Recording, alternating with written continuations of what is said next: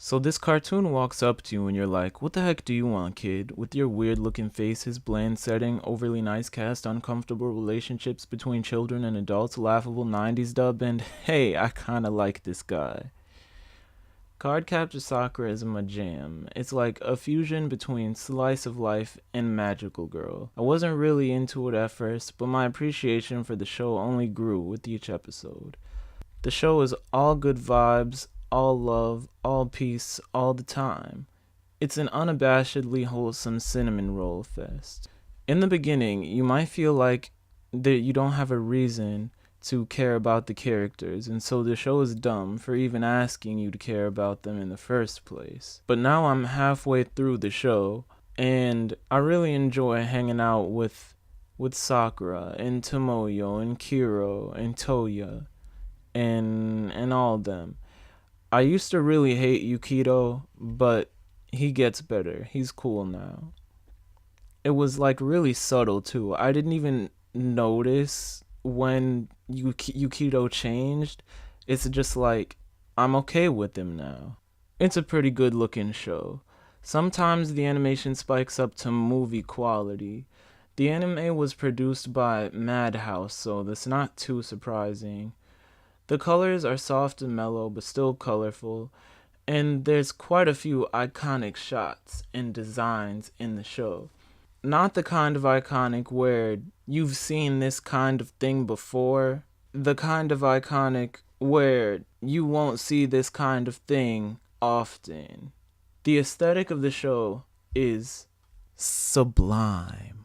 Look at this. Okay. A knowing dark mage looks over a gigantic nighttime carnival of a cityscape, shrouded in a flowing dark cloak. But instead of a dark color to fade into the night, it's Maho Shoujo pink.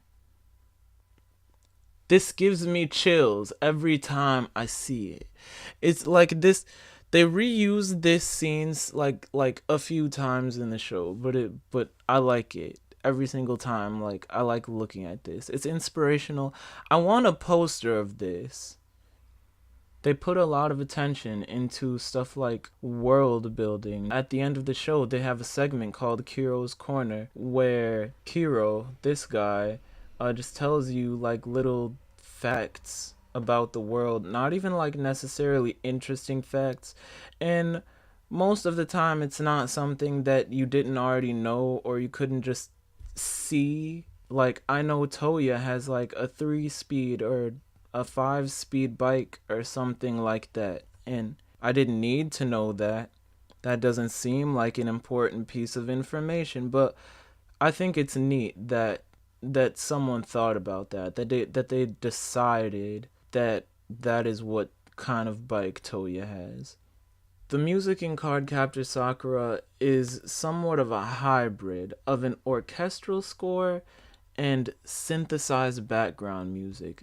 This is the kind of music you put on when you want to just be a human person living their normal, everyday life. This is music to do the dishes to walk in the park to. It's melodic and peaceful in a way that's refreshing and makes you feel at home. I made a playlist of a few tracks that I really liked from the Cardcaptor Sakura soundtrack. I'll put a link to that in the description. And I put it on the other day when I drove to the grocery store. It was a good time. Best grocery run all year.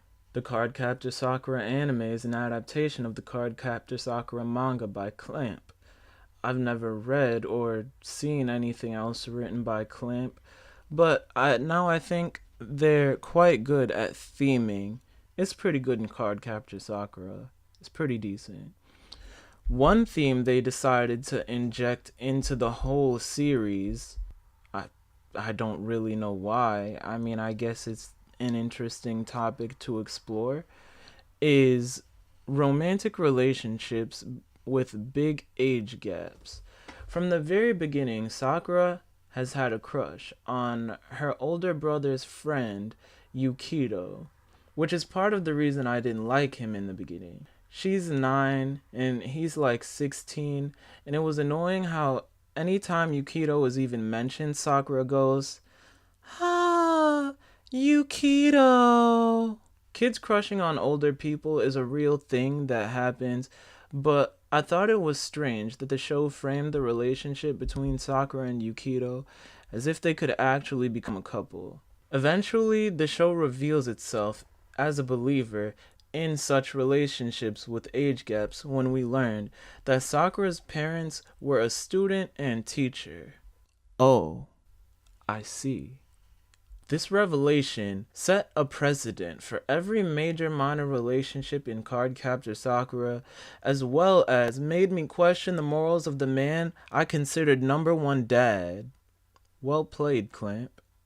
Sakura's dad is like the best dad, like probably even better than Danny Tanner. Like he's super good. Like he's a single dad, but like he's a college professor, and like he does all the chores and like cooks dinner, and like he's, oh my gosh, he's just such a nice guy too, and like, but then he goes and like marries his 16-year-old student. What?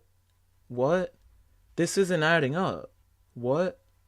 It was just kind of uncomfortable in the beginning, but ever since that twist, it seems like they've got something to say about age being just a number, so I'm willing to hear them out.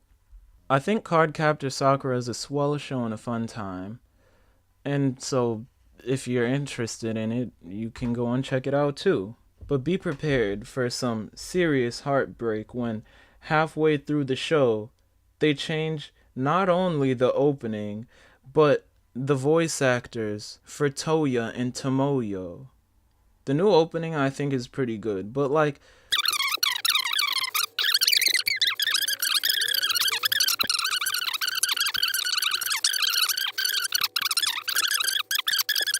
but I don't understand why they can't hear that that's not Tomoyo talking. Hashtag bring Tomoyo back. Cardcaptor freestyle, let's go. I'll pierce through your skin and arrest your heart. I'm the cardio captor practicing dark arts. I know how to break through your defenses. I can fly so I don't need to hop fences. Keep your windows locked tight cause I might sneak in the middle of the night.